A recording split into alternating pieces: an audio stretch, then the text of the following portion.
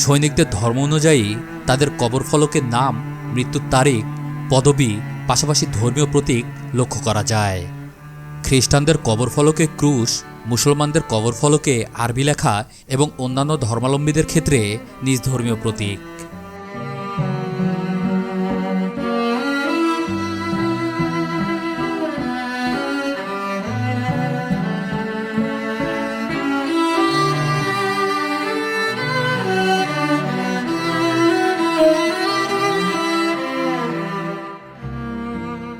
বন্ধুরা, এখানে ওপরে আসার পরে আমি যে কবরগুলো দেখতে পাচ্ছি এবং আপনারাও আমার পেছনে যে কবরগুলো দেখতে পাচ্ছেন, এই কবরগুলো মূলত মুসলিম সেনাদের। এবং এইখানে যে মুসলিম সেনাদের কবর দেওয়া হয়েছে, প্রত্যেকটি ফলকের ওপরে লেখা আছে তার মৃত্যুর তারিখ এবং মৃত্যু সাল, দুইটাই লেখা আছে এবং তাদের নামসহ আরও অনেক কিছু লেখা আছে।